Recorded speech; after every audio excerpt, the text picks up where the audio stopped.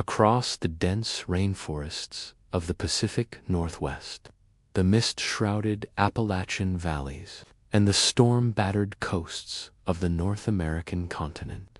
Countless generations of native peoples inhabited a world shaped not by electricity or synthetic fabrics, but by the unyielding forces of raw nature. Rain was never a fleeting inconvenience. It was woven into the very fabric of the landscape.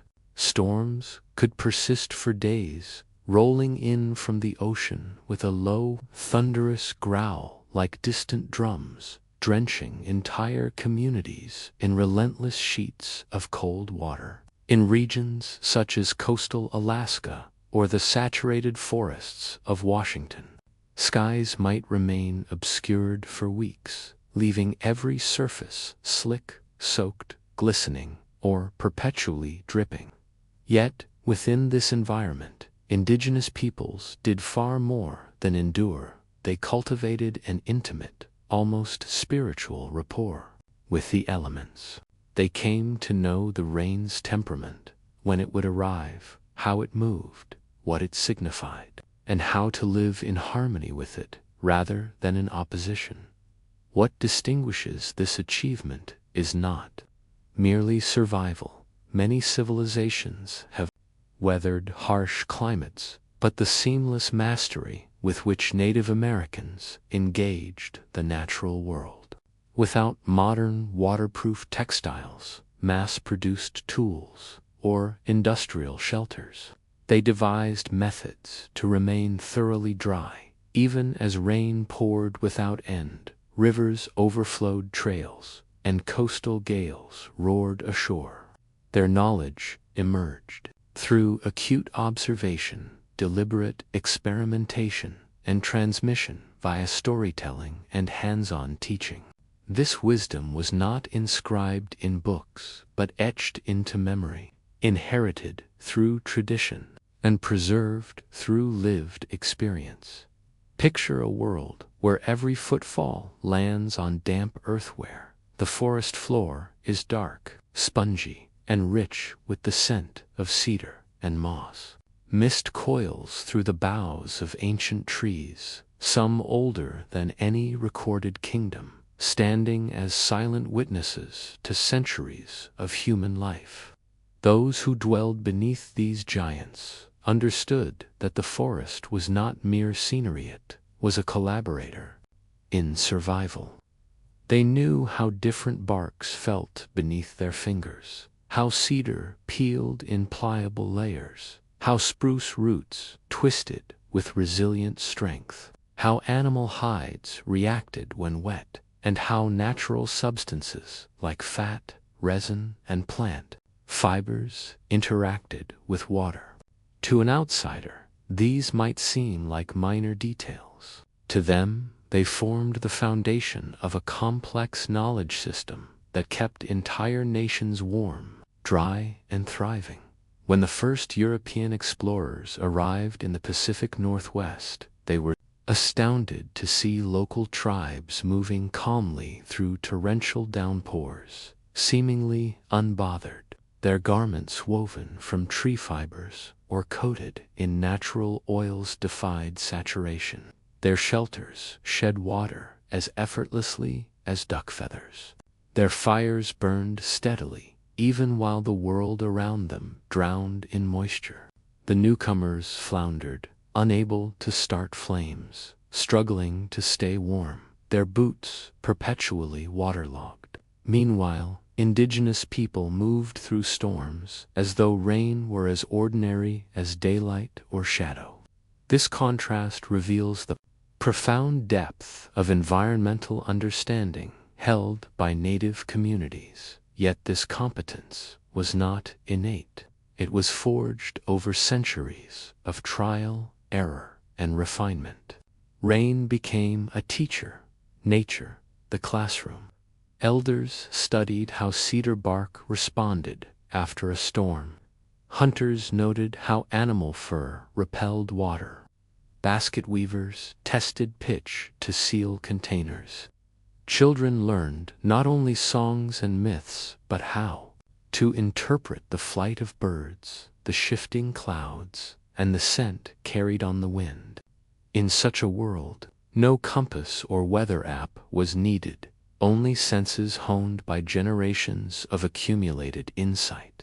A defining belief among native peoples in rainy regions was that the environment was not to be conquered but respected, listened to, and understood. Rain was never the adversary. It was a blessing, a purifier, a life-giver. It filled the rivers where salmon returned each season. It nourished the forests that supplied wood for canoes, planks, and woven rain capes. For many tribes, rain held spiritual presence, both gentle and powerful. To live in harmony with it was to align with the rhythm of existence itself. In the Pacific Northwest, rain shaped everything: mythology, architecture, clothing, and daily rhythms. Towering cedar trees provided bark that was soft, fibrous, and easily transformed into garments, ropes, and shelter.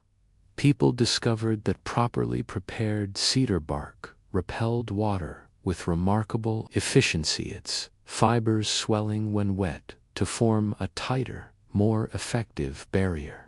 This was no accident, but the result of generations of careful refinement.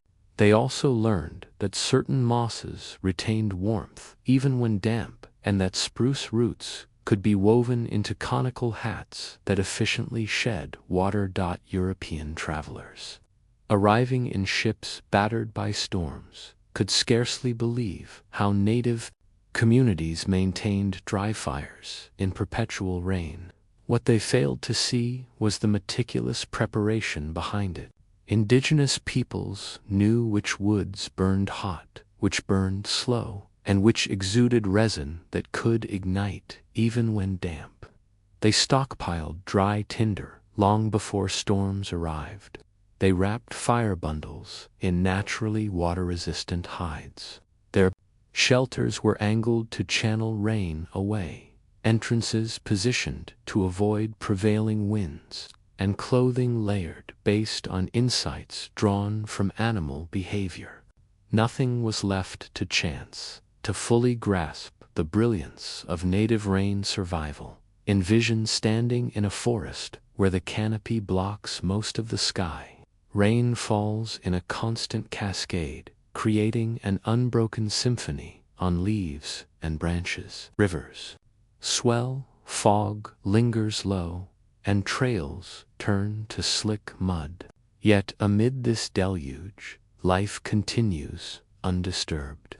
Smoke rises steadily from longhouses, children play outdoors, hunters return with game, elders craft tools, and fishermen weave nets.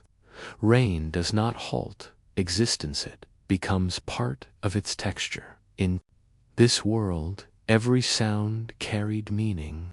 The patter of rain on cedar leaves hinted at shifting winds. The rhythm of drops on a river's surface signaled rising waters. The sudden silence of birds warned of an approaching tempest. The forest spoke and its people listened. Survival depended on it, but their reverence elevated this awareness beyond utility into philosophy, a way of life rooted in observation, balance, and gratitude.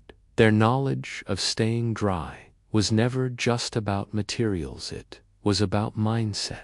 Dryness was not achieved by resisting rain, but by partnering with it. Cedar bark capes were not sealed shells, but breathable garments. Outer fibers absorbed moisture and swelled, forming a waterproof layer while allowing internal vapor to escape. This balance prevented overheating and Chlamydia principle that modern waterproof fabrics still strive to perfect. Indigenous peoples understood that insulation, breathability, and protection must function as one. They learned this not from manuals, but from watching the natural world. Animals were profound teachers. Tribes observed how beavers maintained waterproof coats with oils, how ducks shed water through feather structure, and how wolves shook off rain yet stayed warm despite damp fur. These creatures offered not only inspiration but also materials: furs, hides, sinew, used to craft water-resistant clothing long before synthetics existed. Moreover, communities in rainy regions were not isolated. They exchanged knowledge, traded waterproof goods, and passed down techniques through oral tradition. Stories encoded instructions on weaving, hide tanning, shelter building, and storm prediction, because this knowledge was recited, practiced, and embedded in ceremony. It remained remarkably accurate across generations, preserved, not on paper, but in people. Perhaps most powerful was the spiritual dimension. Rain was often viewed as a sacred gift, a symbol of renewal. In many traditions, it cleansed both earth and spirit.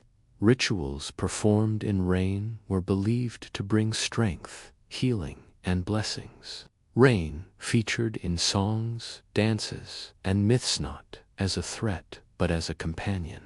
This emotional and spiritual acceptance transformed how people physically engaged with storms. If rain was a blessing, then preparing for it was an act of respect. If storms were passing spirits, then shelters were built to honor them, not defy them. Early explorers wrote in awe of indigenous people who remained calm and dry during tempests that left Europeans miserable. They noted clothing that looked simple yet outperformed European gear, hats shaped to divert water, cloaks that moved like living bark, moccasins suited for wet paths, and fire-starting methods that seemed miraculous. But there was no magic. Deep knowledge. Indigenous people understood the critical difference between being wet and being soaked. They knew how the body retains heat, how fabrics manage moisture, how shelters breathe, how air circulates, and how natural materials behave under duress. This knowledge wasn't instinctive, it was learned from childhood. Children were taught to find dry bark beneath fallen logs, to use plant-based oils, to gather materials before storms hit, and to layer clothing for warmth without trapping sweat. By adulthood, they possessed survival skills far beyond modern expectations. Step into a Pacific Northwest village on a day of ceaseless rain, and you'd witness a scene of unexpected tranquility. People working steadily, tools crafted under open-sided shelters, fish drying under cover, cedar planks gleaming as they shed water, fires crackling beneath protective overhangs, children laughing in woven hats, elders weaving bark while sharing stories. The storm doesn't interrupt life, it frames it. To outsiders, such rain felt oppressive, dreary, limiting, hostile. To native peoples, it shaped To outsiders, such rain felt oppressive, dreary, limiting, hostile. To native peoples, it shaped identity, culture, and innovation. Staying dry was not merely comfort, it was survival. And in achieving it, they demonstrated that when humans live with the land rather than against it, they uncover solutions of extraordinary elegance, ones that modern technology still seeks to emulate. Their story is a testament to human creativity, ecological reverence, and intergenerational wisdom. They became their own engineers, scientists, and knowledge keepers, learning from the land, which in turn offered answers to challenges we still face. Their legacy teaches us that survival is not a battle with nature, but a conversation with it. In the sodden forests of North America, where rivers surged and the canopy dripped without pause, the ability to remain dry was essential. To modern eyes, it might seem impossible. Torrents falling from a gray sky, earth dissolving into mud, streams breaching banks, every surface sheathed in moisture. Yet indigenous peoples not only endured, they thrived, developing systems of astonishing sophistication. Tribes like the Tlingit, Haida, and Kwakwaka'wakw, the Pacific Northwest, faced some of the continent's most saturated climates. Rain could fall for weeks, turning every task into a test of endurance. Their first challenge was clothing, how to hunt, gather, and travel without becoming soaked and risking illness. Over generations, they discovered that certain natural materials possessed exceptional water resistance. The inner bark of cedar trees, when harvested, softened, and woven, created thick capes that defied saturation. Remarkably, the fibers swelled when wet, tightening the weave and enhancing protection. The longer it rained, the better the garment performed. These capes were not only functional, but thoughtfully designed, lightweight, flexible, and breathable, allowing freedom of movement for hunters and fishermen alike. They were often paired with conical hats woven from spruce roots, shaped to mimic how water slides off tree limbs, designed refined through centuries of seasonal observation. Every detail, from weave tightness to brim angle, reflected precise understanding of how rain behaves in wind and gravity. In drier regions like the Great Plains, where rain came in sudden downpours, different strategies emerged. Tribes relied on animal hides, buffalo, deer, seal, naturally water-resistant, and further treated with rendered fats or oils. This created a glossy surface that caused water to bead and roll off. Preparing these hides was a complex art, scraping, tanning, smoking, and layering with oils to balance flexibility, durability, and waterproofing.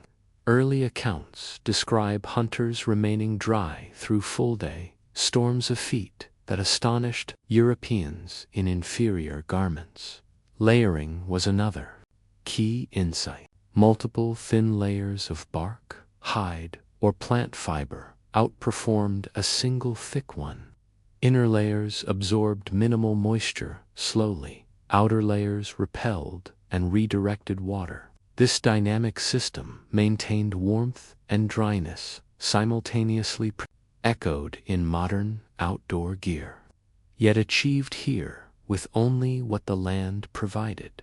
Crafting these garments demanded technical mastery. Cedar bark had to be harvested at the right season. Too early, and it was brittle. Too late, and it turned coarse. It was then pounded, soaked, dried, and sometimes smoked to achieve ideal texture. Animal hides underwent equally precise treatment, with smoke and oils, to enhance water resistance without stiffening. Communities constantly experimented, refining combinations for specific climates and rain patterns. This was not improvisation, it was empirical science, preserved through memory. And oral instruction, footwear, was equally vital. Moccasins, made from soft hide and reinforced with plant fibers, were engineered for wet terrain. Designs varied by region: soft soles for forest floors, double-layered versions for swamps, thicker soles for rocky paths. Each reflected deep knowledge of how water interacts with surfaces, a wisdom drawn from both environment and animal observation. Beyond clothing, indigenous peoples developed a holistic system of rain resilience. Water-resistant bags, woven from plant fibers and sealed with pine pitch, kept food, medicine, and tools dry during travel. Shelters were built to shed water efficiently, fires maintained through strategic wood selection and fire bundle preparation. Everything was interconnected, creating an ecosystem of survival that allowed life to flourish even in endless rain. Culturally, these garments were more than utilitarian. Decorated with symbolic patterns, they conveyed identity, status, and spiritual meaning. The act of making and wearing them reinforced community bonds and transmitted values alongside practical skills. Children learned by doing, absorbing techniques that ensured survival while internalizing cultural wisdom. Adaptability was central. People didn't rely on one solution but tailored combinations to conditions. Cedar layers and spruce hats for forest hunters, oiled hides for river fishers, hybrid systems for long-distance travelers. Each configuration was field-tested, refined, and shared a dynamic process rooted in continuous learning. European observers consistently marveled at this effectiveness. While ship crews struggled to keep fires lit or clothes dry, native hunters moved confidently through storms. Their clothing appeared simple but performed beyond expectation. The secret lay not in complexity, but in deep understanding of materials, environment, and human needs. Philosophically, this mastery fostered resilience and harmony. Rain was not an obstacle, but a participant in life. Preparing for it was an act of engagement with the natural world, building confidence, independence, and ecological intimacy. Young people grew up learning to read, anticipate, and respond to both skill and connection. This knowledge also enabled social mobility. Seasonal migrations, trade journeys, and resource gathering all depended on reliable protection. By mastering rainproof systems, communities ensured their continuity and resilience. This expertise was shared through storytelling, mentorship, and ritual woven into the social fabric itself. Their methods also embodied sustainability. Garments were durable, repairable, and sourced without harming ecosystems. A balance modern societies still pursue through industrial means. In essence, indigenous rainproof technology represents a holistic problem-solving approach. Observation, experimentation, material science, cultural integration, and ecological ethics, all seamlessly united. Each cape, hat, and moccasin tells a story not just of survival, but of intelligence, creativity, and kinship with nature. These solutions, born of necessity and respect, reveal a worldview in which humans are participants in, not dominators of, the natural order. By studying these techniques, we glimpse a tradition of innovation guided by experience, humility, and deep attention. Through cedar bark that swells with moisture, spruce root hats that channel rain, and oiled hides that repel water while flexing with the body, Native Americans built a rain-resilient culture that was effective, enduring, and ecologically attuned. Every fiber was the product of generational refinement, clothing not for fashion, but for life itself. Their success in endless rain exemplifies a timeless principle of human ingenuity. Understand the problem thoroughly, work with available resources, and create solutions that are elegant, functional, and harmonious with the world around you. Indigenous peoples of North America did not merely survive wet landscapes, they mastered them, transforming challenge into opportunity through intimate knowledge of materials, weather, and physiology. Their rainproof systems stand as enduring proof of adaptation, tradition, and the power of learning from the earth. Yet staying dry was only part of the equation. Equally vital was the mastery of fire skill that determined whether a community could eat, stay warm, and endure cold, damp nights. In a world where rain fell for days and every surface dripped with moisture, fire was precious. Without it, hypothermia loomed, meals were impossible, and daily life unraveled. Yet Native Americans, through skill, preparation, and environmental insight, developed sophisticated techniques to ignite and sustain flames even in relentless downpours. Their fire mastery began long before the first spark. Preparation was everything. They crafted fire bundles, compact, waterproof packets of tinder that could ignite in adverse conditions.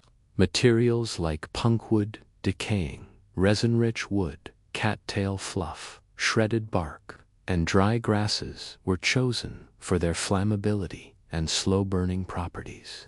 These were tightly packed and wrapped in bark or hides to shield them from moisture, ensuring dry tinder was always at hand even during river crossings or forest treks. Making these bundles was a refined practice taught to children early so.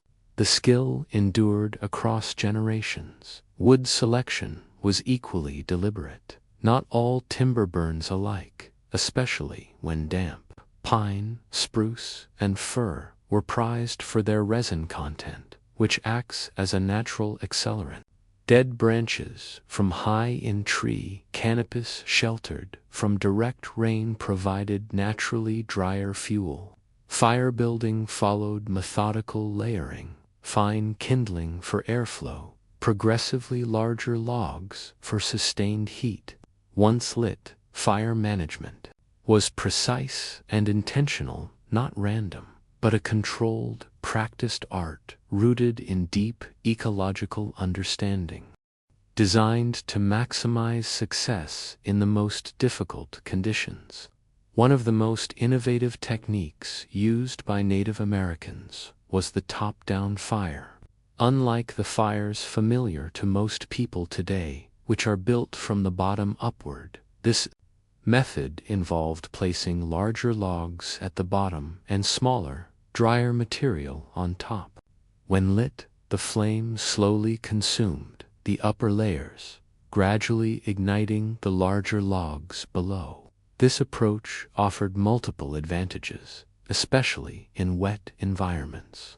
The top layers shielded the flame from being snuffed out by splashing rain, while the gradual ignition ensured the fire burned steadily and predictably. This technique proved especially valuable during extended storms when consistent heat was essential for cooking, warmth, and morale. The method reflects a refined understanding of combustion, airflow, and heat transfer, all developed through careful observation and lived experience rather than formal scientific study. Ignition sources themselves were managed with precision. Flint and steel, friction-based fire drills, and other traditional tools were wielded with great expertise. Knowing which method worked best under specific conditions was critical. Certain friction-based fire drills, for example, performed more effectively with particular woods or fibers, and practitioners understood which combinations yielded the fastest ignition. They also devised methods to shield sparks from rain or wind, such as building temporary windbreaks over the ignition point or using small pieces of bark to direct heat and flame. The ability to create fire was not merely about tool proficiency. It demanded strategic thinking, preparation, and precise timing. It was a holistic practice integrating knowledge of materials, environmental dynamics, and human needs. The placement of fires within shelters or camps represented another layer of innovation.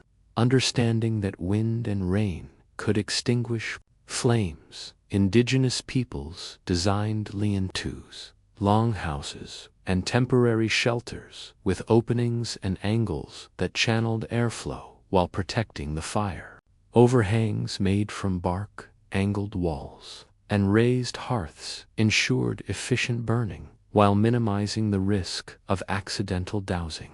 Some communities even built hearths partially underground or in recessed pits to guard against wind-driven rain. Fire placement was as deliberate as its creation, reflecting deep insight into physics, architecture, and weather patterns. Fires were not just survival tools, they were woven into the environment and social life, serving as centers for cooking, warmth, gathering, and ritual. The social and cultural dimension of fire cannot be overstated. Fire-making was often a communal act, reinforcing bonds and ensuring knowledge transmission. Elders taught younger members how to identify suitable materials, prepare tinder bundles, and construct storm-resistant fires. Mistakes could be fatal, so instruction was meticulous, hands-on, and continuous. The process also held spiritual meaning. In many traditions, fire was viewed as a sacred force-bridge between the physical and spiritual realms. Maintaining it through relentless rain was both practical and symbolic, representing life, resilience, and community continuity. Tending a fire in the rain thus became a lesson in patience, observation, and reverence for nature. Another crucial aspect of fire survival was the use of natural accelerants and protective materials. Resin-rich woods were often supplemented with pine pitch, dried grasses, or small amounts of animal fat to ensure rapid ignition. These substances were carefully stored in waterproof containers or wrapped in bark to remain usable in wet conditions. Knowledge of which combinations worked best was refined over generations, requiring an understanding of how different materials interacted with moisture, heat, and airflow. This chemical intuition, paired with practical skill, allowed communities to maintain reliable heat even during the heaviest downpours. The integration of fire into mobility strategies was equally impressive. Travelers and hunters often carried small, portable fire bundles wrapped to resist rain, enabling them to cook or warm themselves on long journeys. These portable fires were vital for survival during hunting trips or seasonal migrations when access to dry wood or shelter was limited. Constructing a temporary fire in a wet environment required both creativity and deep ecological awareness. Selecting a naturally sheltered spot such as beneath a dense canopy or between boulders determined success or failure. Every fire, whether in a longhouse, campsite, or forest clearing, resulted from careful planning, environmental reading, and the application of generational wisdom. The resilience of indigenous fire-making techniques is further evident in accounts from early explorers and settlers. Europeans, accustomed to dry tinder and predictable weather, were often astonished by the consistency of fires maintained by native communities in torrential rain. Where outsiders struggled to ignite a single flame, indigenous hunters and fishers carried multiple fire bundles that could be lit in sequence, ensuring warmth, cooked meals, and safety at all times.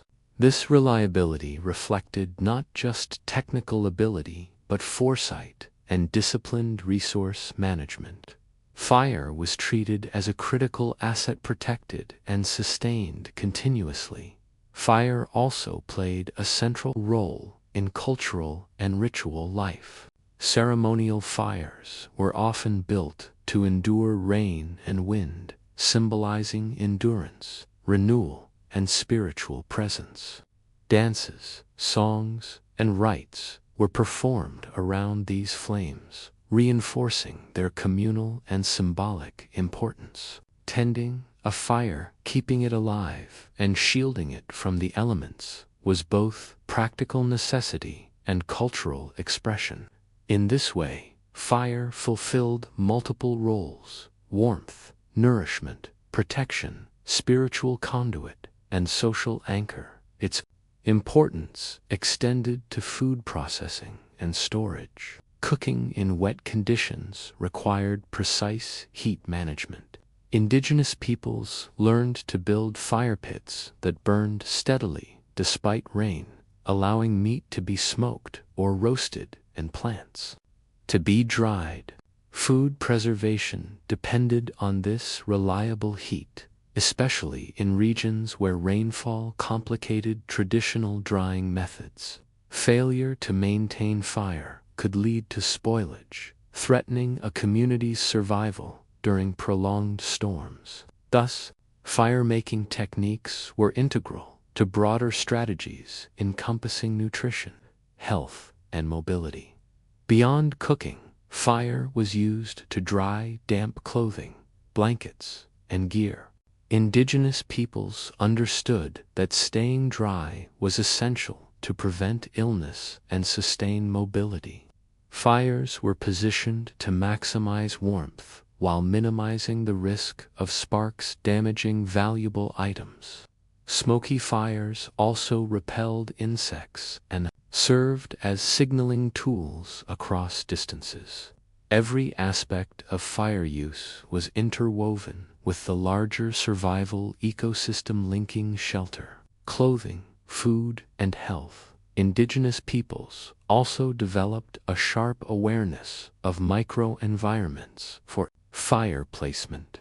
They observed areas where tree canopies offered natural rain cover, where wind patterns created calm pockets, and where the ground remained relatively dry. Fires were often built in these strategic spots to maximize success. This careful observation and application of environmental knowledge demonstrate a sophistication rivaling modern survival science. The ability to merge observation, planning, and skill ensured fire could be maintained consistently, even in conditions that would defeat an untrained person.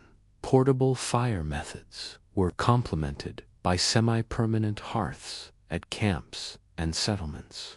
These were engineered to withstand wind-driven rain and could be reignited quickly using stored tinder or preserved embers. Communities often maintained multiple fires for redundancy.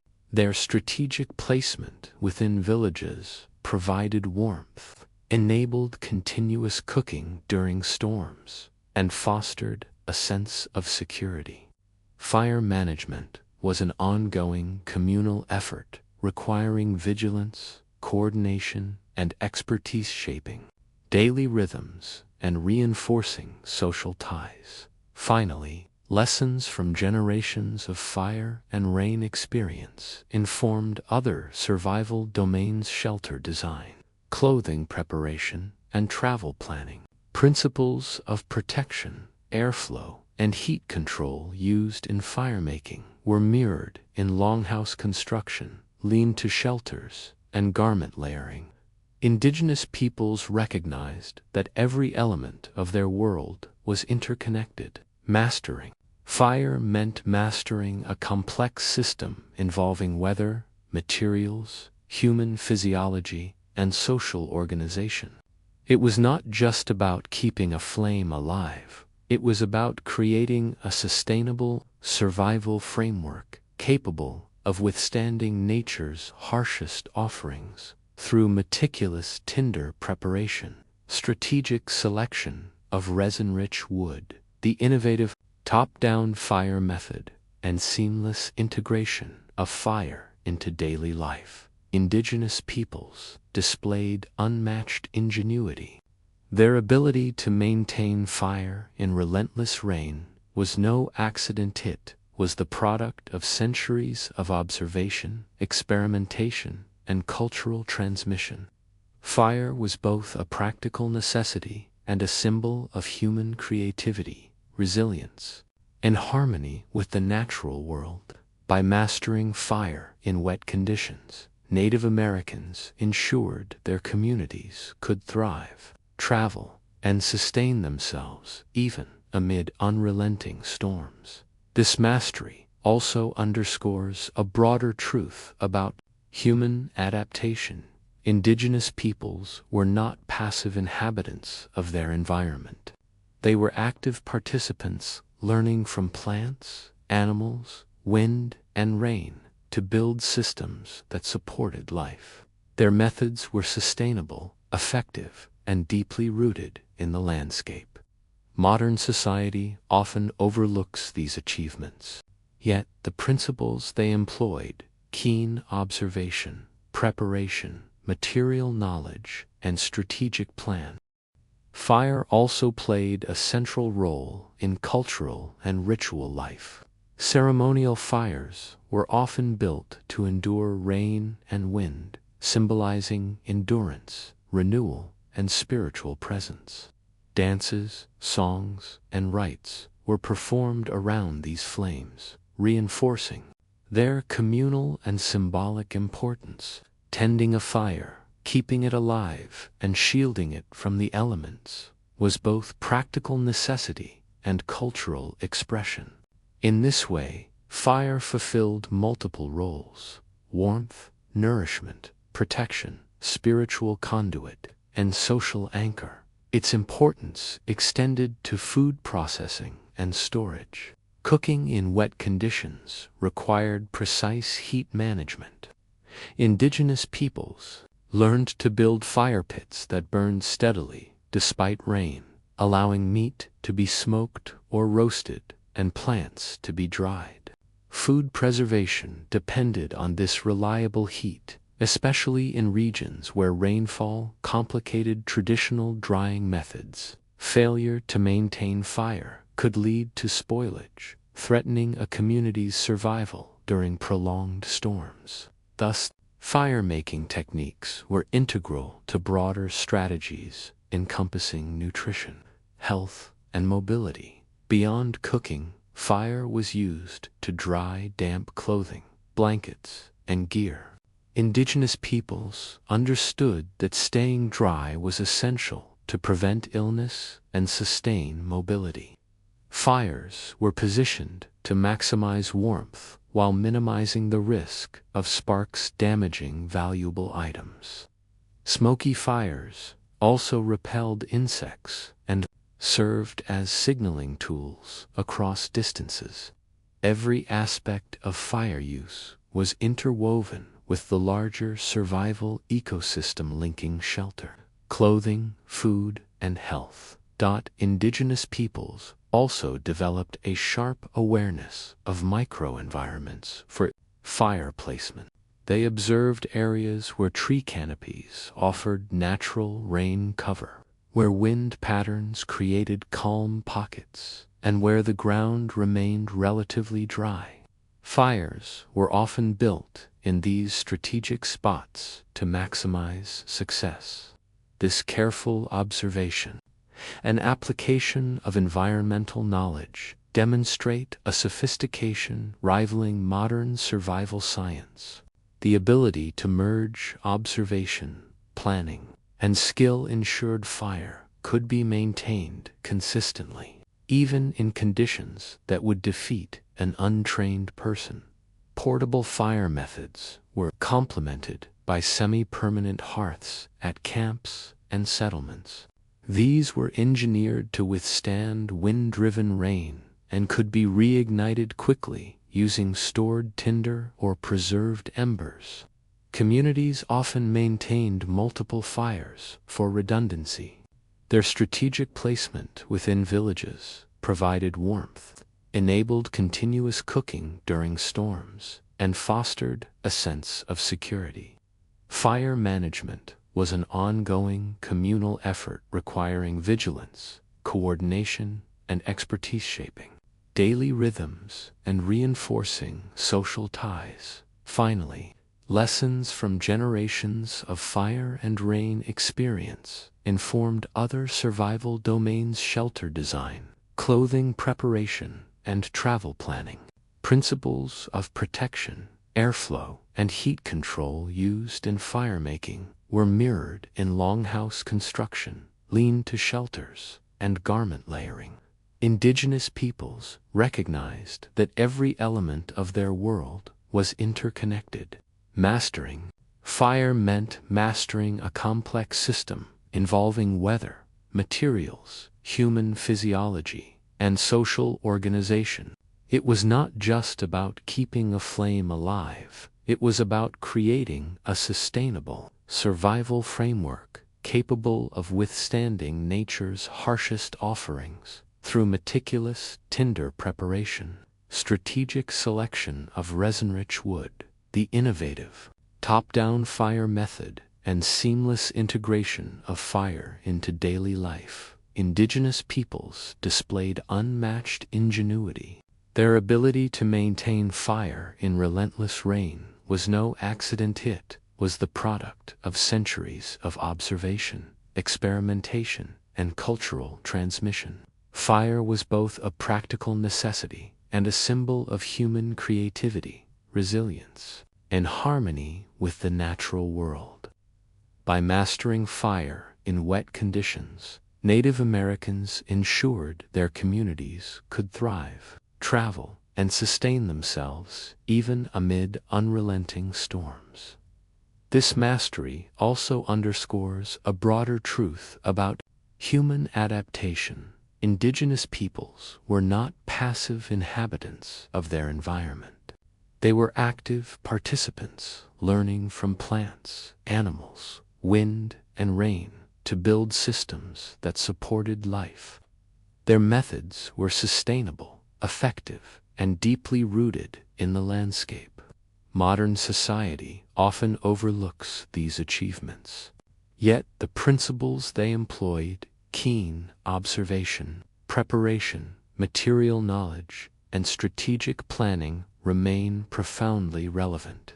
Recognizing these skills allows us to appreciate the extraordinary intelligence embedded in indigenous cultures. By studying how Native Americans created and maintained fire during endless rain, we glimpse a world where survival demanded both technical skill and ecological wisdom. Keeping flames burning under such conditions reflects a profound understanding of nature, the human body, and community cooperation. It stands as a testament to ingenuity, resilience, and the human capacity to harmonize with rather than merely resist the forces of the natural world. Fire was more than a tool. It was a lifeline, a cultural cornerstone, and a symbol of mastery in a world defined by moisture and storm. The story of indigenous firemaking in wet conditions illustrates a universal principle. Survival is not about resisting nature, but learning from it, adapting to it, and working with it.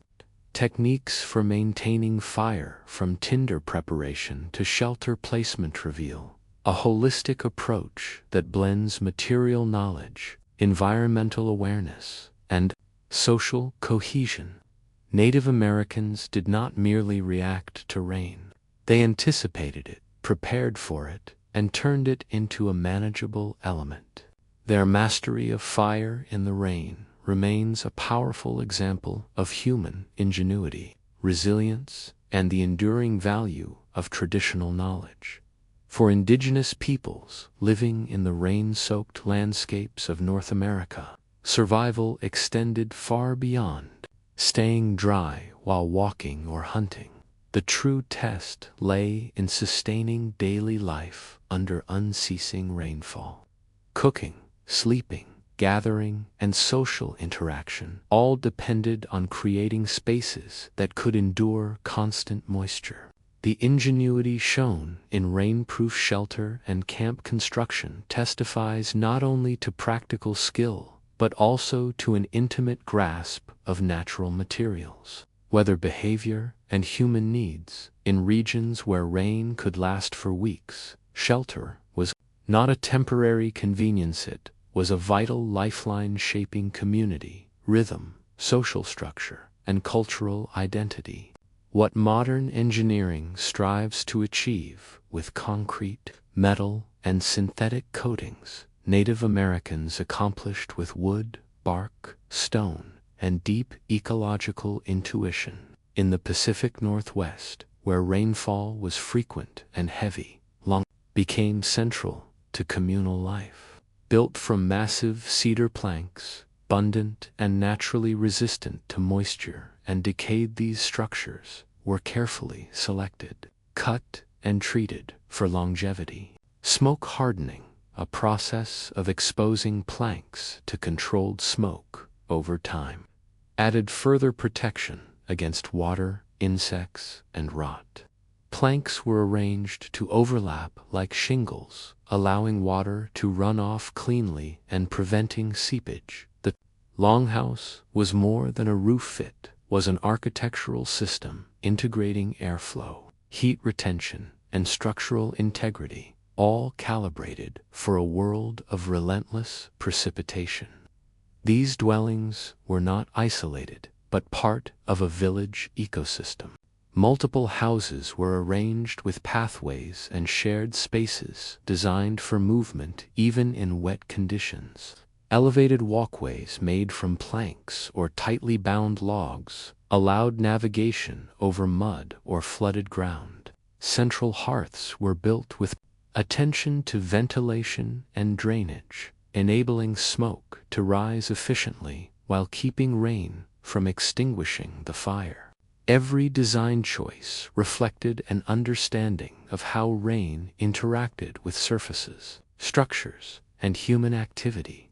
In areas where permanent longhouses were uncommon, temporary shelters displayed equal ingenuity. Lean-tos, often built with simple A-frame structures, used bark, reeds, or planks to create roofs that efficiently shed water.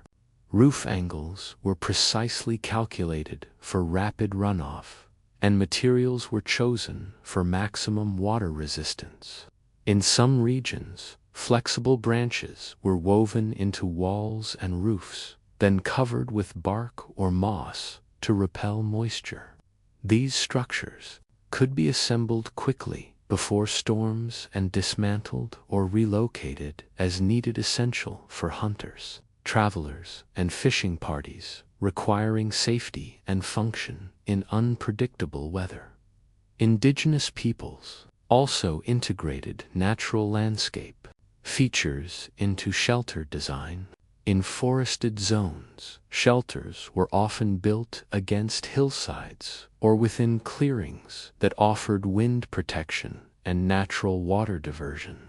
Overhanging cliffs, dense tree stands, and terrain depressions were used strategically to reduce rain exposure. Shelter placement was as crucial as construction. Communities understood that environmental context could enhance or undermine even the sturdiest build.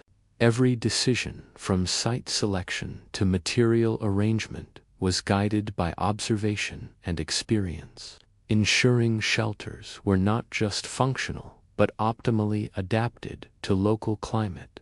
In Arctic and subarctic regions, where rain mixed with sleet and snow, specialized shelters maintained warmth and dryness in extreme conditions. Sealskin tents, renowned for their water resistance, were stretched over flexible frames and coated with oils or fats to boost waterproofing. These materials were meticulously maintained, and the design allowed efficient ventilation to prevent interior condensation. Portable yet resilient, these tents enabled nomadic groups to move seasonally while preserving a stable, dry living space. They were complemented by advanced insulation techniques, layered furs, elevated S. In areas where permanent longhouses were uncommon, temporary shelters displayed equal ingenuity. Lean-tos, often built with simple A-frame structures, used bark, reeds, or planks to create roofs that efficiently shed water. Roof angles were precisely calculated for rapid runoff, and materials were chosen for maximum water resistance. In some regions, flexible branches were woven into walls and roofs, then covered with bark or moss to repel moisture. These structures could be assembled quickly before storms and dismantled or relocated as needed, essential for hunters, travelers, and fishing parties, requiring safety and function in unpredictable weather. Indigenous peoples also integrated natural landscape features into shelter design. In forested zones, shelters were often built against hillsides or within clearings that offered wind protection and natural water diversion. Overhanging cliffs, dense tree stands, and terrain depressions were used strategically to reduce rain exposure. Shelter placement was as crucial as construction. Communities understood that environmental context could enhance or undermine even the sturdiest build. Every decision from site selection to material arrangement was guided by observation and experience, ensuring shelters were not just functional but optimally adapted to local climate in Arctic and subarctic regions, where rain mixed with sleet and snow. Specialized shelters maintained warmth and dryness in extreme conditions.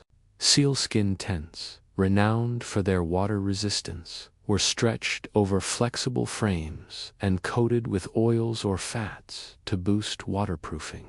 These materials were meticulously maintained, and the design allowed efficient ventilation to prevent interior condensation. Portable, yet resilient, these tents enabled nomadic groups to move seasonally while preserving a stable, dry living space.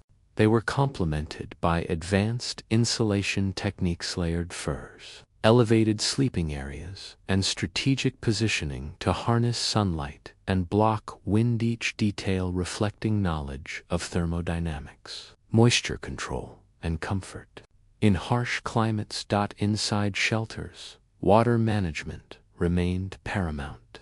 Hearths were often built on raised stone platforms to prevent pooling.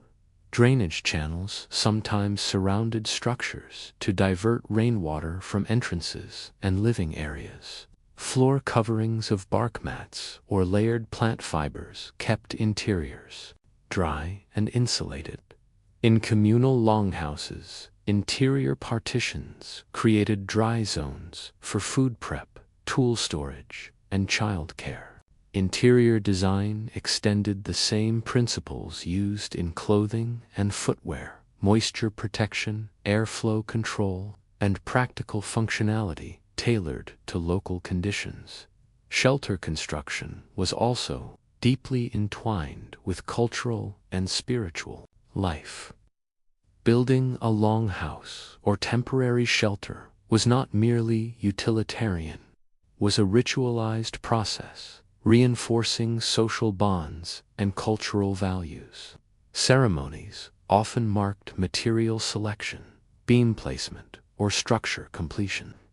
Elders guided youth through each step, ensuring technical and cultural knowledge were transmitted together. Creating shelter became education, tradition, preservation, and environmental relationship reinforcement. Waterproofing was a practical need, but the methods were inseparable from social and spiritual identity. Innovation extended to storage and auxiliary structures. Communities built raised platforms and drying racks to keep food dry during prolonged storms. containers of woven plant fibers sealed with pine pitch protected supplies from rain and pests. In coastal areas, workspaces and storage sheds near water sources featured roofs and drainage engineered for heavy rain.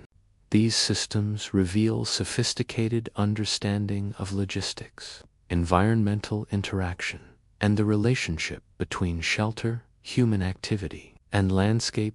Mobility considerations were vital in rainproof shelter design in semi-nomadic regions. The ability to quickly assemble and disassemble shelters was essential. Lightweight frames of bendable wood, easily harvested bark, and flexible plant fibers enabled rapid construction. Materials were chosen for dual purposes: branches that bent without breaking, bark that peeled in sheets, moss or reeds offering insulation while remaining light. This allowed communities to move efficiently between seasonal sites without sacrificing dry, functional living spaces. Shelter design thus reflected lifestyle, trade routes, hunting patterns, and seasonal cycles. Aesthetic elements further highlight the fusion of function and culture. While protection from rain was primary, many structures featured carvings, painted designs, or symbolic motifs woven into bark. These were not mere decorations. They communicated social identity, clan ties, and spiritual beliefs. The blend of engineering and artistry demonstrates a holistic approach where utility, identity, and environmental harmony coexisted.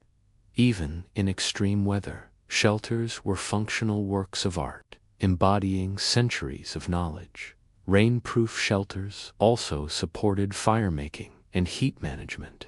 Strategic placement of openings, hearths, and smoke vents allowed fires to burn efficiently during storms while minimizing water intrusion. In some regions, shelters were designed to channel airflow. Smoke exited cleanly while fresh air entered, maintaining oxygen flow and warmth. Integrating fire within shelter required advanced understanding of thermodynamics, combustion, and ventilation.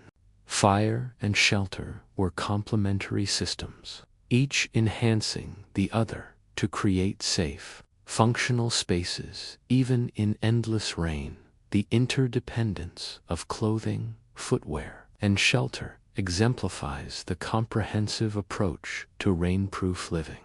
A well-built shelter complemented waterproof clothing. Clothing enabled people to build and maintain structures. Footwear provided traction on wet terrain. Fire offered warmth and drying capability.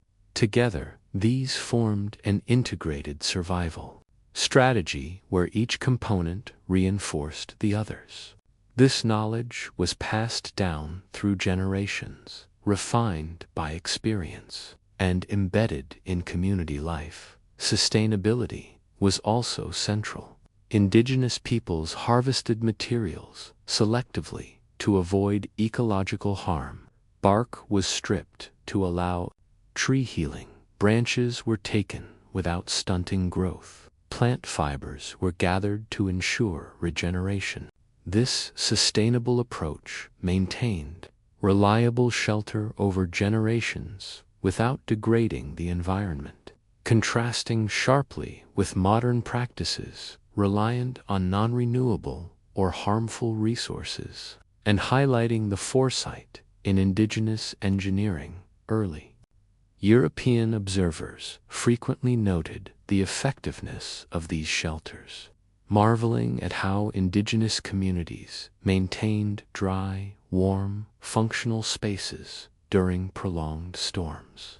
Unlike European structures of the era prone to leaks, rot, or collapse, native shelters were resilient, adaptable, and harmonized with their surroundings. The combination of material choice, architectural design, environmental integration, and cultural knowledge produced dwellings that were highly functional and aesthetically coherent, capable of withstanding some of the continent's harshest weather.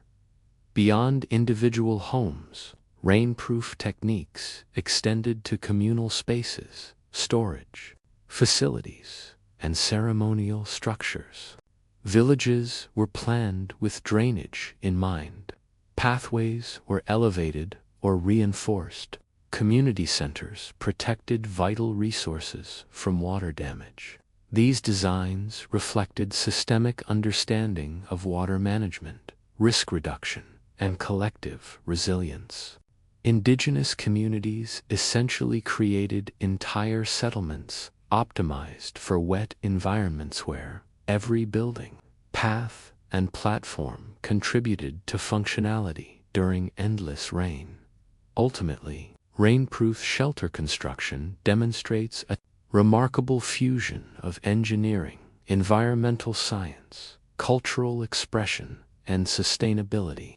Indigenous peoples observed, learned, and applied principles that allowed them not just to survive, but to flourish in rain-drenched landscapes. Their solutions were elegant, adaptive, and interconnected, reflecting a holistic understanding of nature and human needs. Every shelter, from a temporary lean-to to a grand cedar longhouse, was a manifestation of centuries of knowledge, creativity, and respect for the natural world. Studying these shelters offers insight into a worldview where humans do not dominate nature but collaborate with it. We see a culture that values preparation, observation, skill, and community. We witness the integration of survival, art, and spiritual practice, creating spaces that protect, sustain, and inspire. Indigenous rainproof shelters are more than functional dwellings. They are symbols of human ingenuity, resilience, and ecological harmony. They remind us that in a world ruled by rain, survival depended not on avoiding nature, but on understanding it, honoring it, and designing intelligently in response to its challenges. Through these shelters, Native Americans transformed relentless rain from an obstacle into a force that shaped culture, community, and life itself. For Native Americans, life amid endless rain demanded more than dry homes or steady fires. Survival required mobility, the ability to travel and work effectively in constant wetness across vast, challenging terrain. Rain turned forests into slippery mazes, rivers into raging torrents, and plains into muddy quagmires. Yet, indigenous peoples not only navigated these conditions, they thrived in them.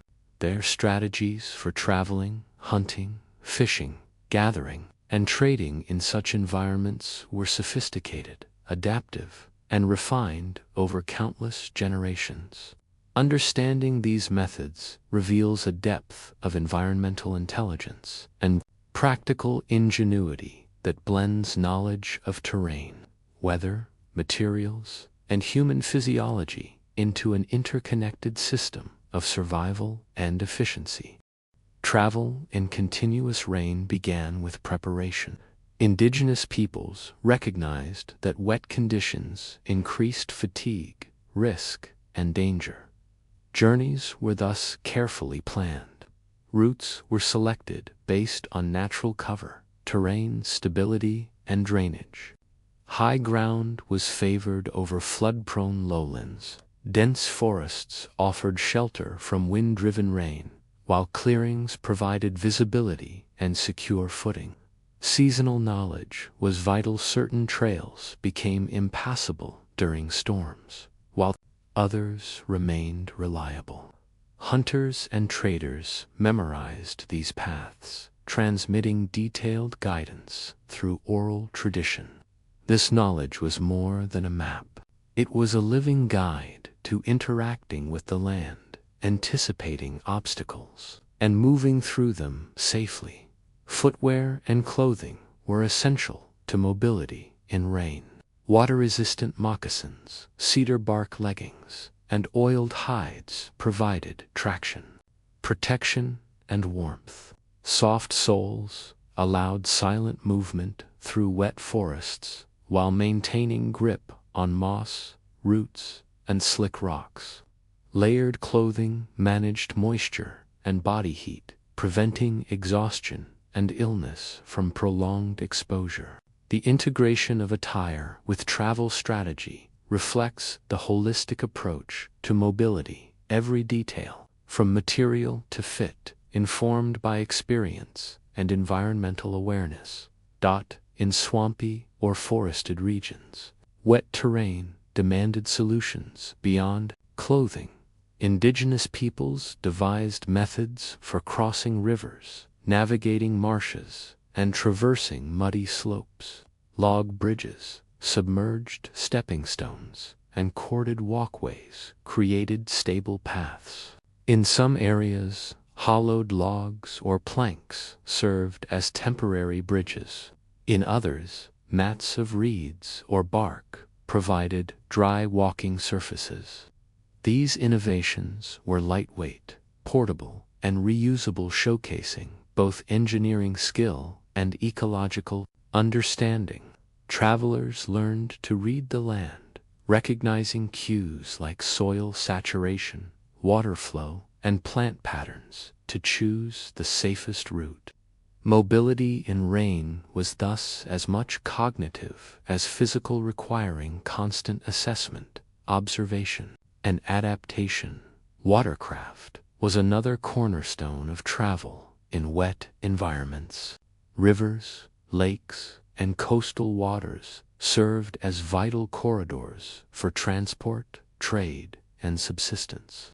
Dugout canoes hollowed from cedar or birch bark vessels were lightweight, durable, and highly water-resistant, shaped to handle currents, carry heavy loads, and maneuver in difficult conditions. They were central to life in rainy regions.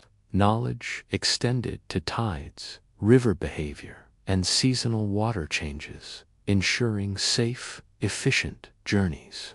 Paddling techniques minimized rain exposure and maximized speed, while waterproofing using pitch or resin on seams kept interiors dry during storms. Water travel enabled communication, trade, and hunting to continue despite relentless rain. Fishing and hunting in the rain required specialized skill and equipment. Fish traps, nets, and spears were designed to function in flooded rivers. Fishermen understood how rain altered water levels, fish movement, and currents, allowing them to predict concentrations of prey. In some areas, weirs diverted fish into accessible channels, reducing the need to stand in dangerous currents. Hunters adapted to slippery ground and poor visibility by reading animal tracks, sounds, and behaviors. Rain altered scent trails and footprints, and indigenous trackers learned to interpret these changes with precision. Tools and strategies maximized efficiency while minimizing exposure, ensuring steady food supply even during prolonged storms. Gathering plant resources in constant rain required similar innovation. Berries, roots, herbs, and edible plants often grew in flood-prone or muddy areas. Gatherers developed techniques to locate safe, accessible patches and move through saturated ground without damaging plants or themselves. Raised platforms, woven mats, and improvised walkways enabled collection without sinking into mud.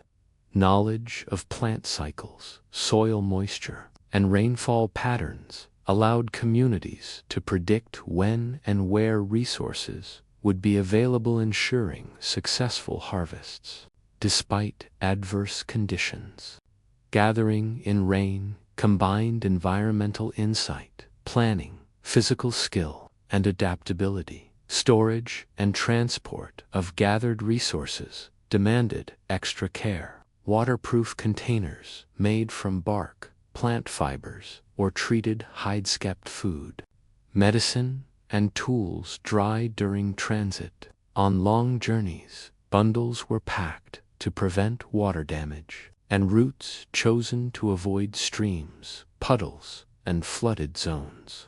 The integration of storage with travel strategy reflects sophisticated logistics, resource management, and environmental adaptation. Communities maintained mobility without compromising supply integrity, ensuring life continued uninterrupted. Under persistent rain, the social dimension of travel in rain was also vital. Journeys were often communal, with groups moving together to share resources, ensure safety, and support one another. Coordination and communication were essential, especially when crossing rivers or navigating wetlands. Elders led, teaching youth to read terrain, interpret weather, and respond to hazards. Songs, chants, and signals